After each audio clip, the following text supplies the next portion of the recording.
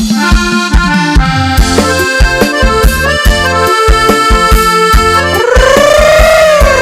อบให้เป็นเพลงปฏิบัติกันได้กันเด้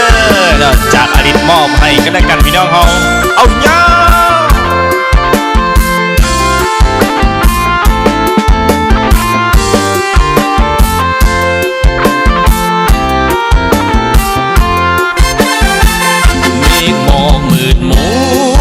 ทั่วแนวหน้ามืดกัวมัวตาแต่สองมือกำปืนยืนจองเกี่ยมผ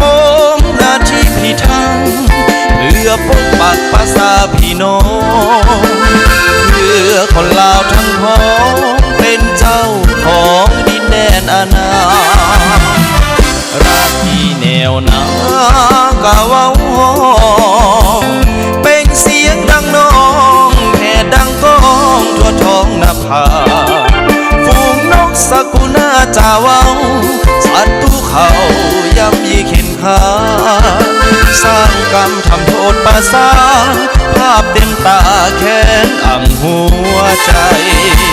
ส่งเสียงเพลงแทนกายพวกอายขออวยพรใส่ทั้งควันใจน้องน้ำแนวหลังแม่นหักคิดหอดกันหน้าที่นั้นแนบใจฝากฟัง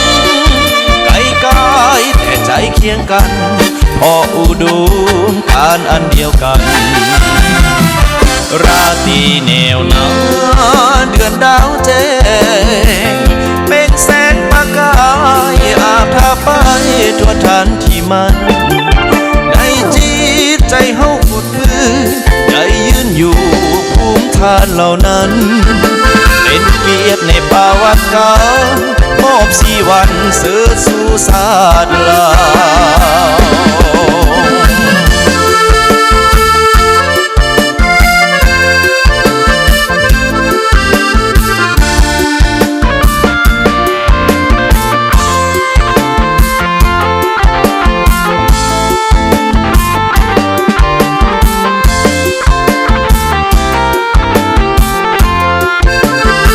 ส่งเสียงเพลงแทนกายพวกอายขออวยพรใส่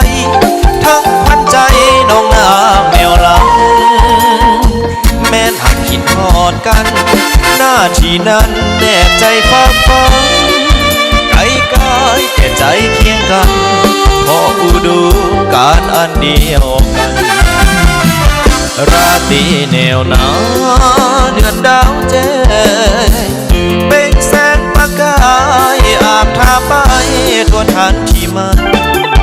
ในจิตใจเฮาฝุดฟื้นได้ยืนอยู่ภูมิฐานเหล่านั้นเป็นเพียรในประวัติการมอบสี่วันเสือสู่ศาสตร์ลาวมอบสี่วันเสือสู่ศาสตร์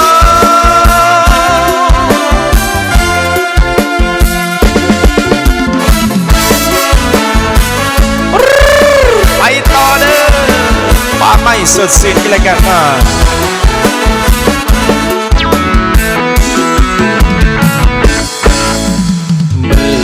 บ้านสดใสงามวิไลโอป่าไม้เมืองลาวสู่โซแต่นอกจากเดี๋ยวนี้เมืองลาวสิ้นศึกสงครามควันมือละเมินน้ำบ้านจะบ่เผาผ่านเจ้าอีกต่อไปสู้สนพ้นผ่านนานปีจนถึงวันนี้ชีวิตเจ้าสดใสมวลปรึกษามาลาพันไม่มวลปรึกษามาลาพันไม่แต่การกิ่งใบประดับเมืองลาวให้สวยงามเจ้าจะเป็นละนาดปีแค่เสียพรลาแฟนแอนออนฟอนลำส่งเสยใส่สนาสันติภาพคืนมาพนาทั่วดาวได้เปลี่ยนสียามเศร้าต้องแสนสุรีฝูงชะนีโหยห้องส่งมาเห็นมวนโมสันมุนาบินเจยเจิดมาสู่อุลาแท้ยอดมีการนำสองใสผู้ผ่าป่าไม้ยังเขียวสดงดงามส ร้างเมืองลาวเมืองสวยงามสร้างเมืองลาวเมืองสวยงามตั้งแต่สงครามที่ผู้ฮุกผ่านทำมาลมพัดมองให้เจ้าโอนเอ็นดังเป็นสัญญาณว่าลาวมีใสสมเสยสมเสยใสสนาสมเสย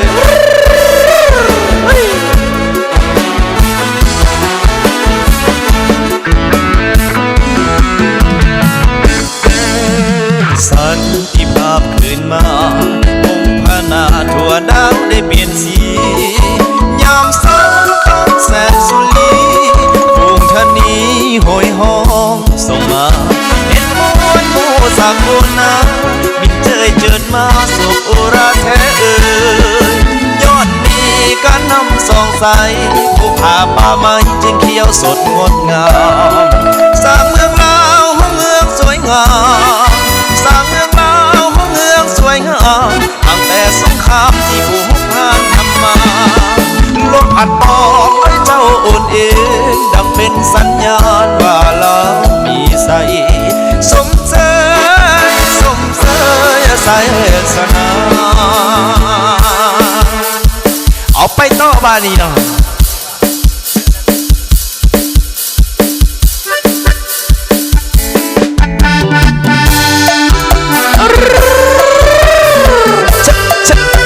สามซาเด้อมองเป็นหิงเป็นวัดกันได้กันเนาะสามพิงซ้อนกันได้กัน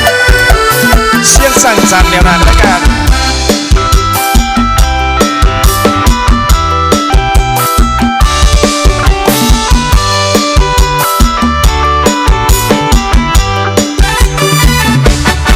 เสียงสนีห้องตามไพลีปากเข้าสู่เดือน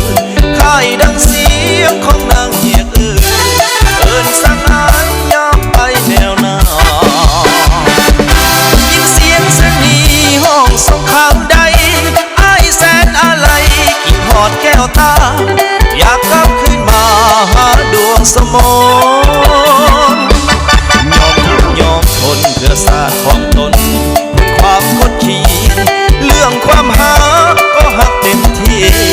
แต่เดี๋ยวนี้ต้องไกลกันก่อนจะหักจะหวงผมพวงดวงใจต้องตัดสินใจ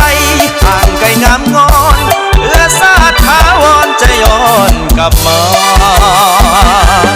น้องเอ๋ยน้องอย่าสกเศร้าเหงาใจย้ำเมื่อศาสตร์ของเฮามีภัยอ้ายเป็นคนสายต้องขาดอาสา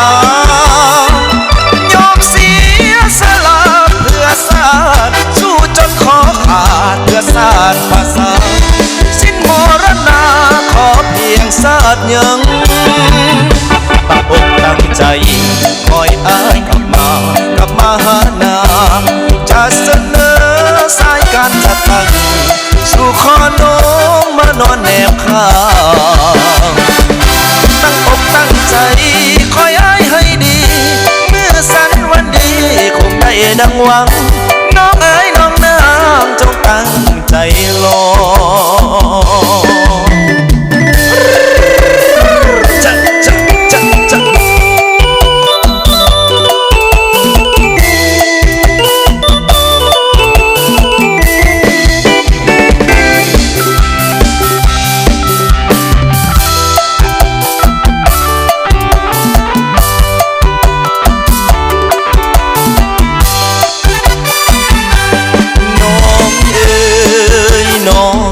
โศกเศร้าเหงาใจยามเมื่อศาสตร์ของเฮามีภัยอ้ายเป็นคนสายต้องผ่านอาสายอมเสียสละเพื่อศาสตร์สู้จนคอขาดเพื่อศาสตร์ประสาทสิ้นมรณาขอเพียงศาสตร์ยังตั้งอกตั้งใจคอยอ้ายกลับมาหานางจะเสนอ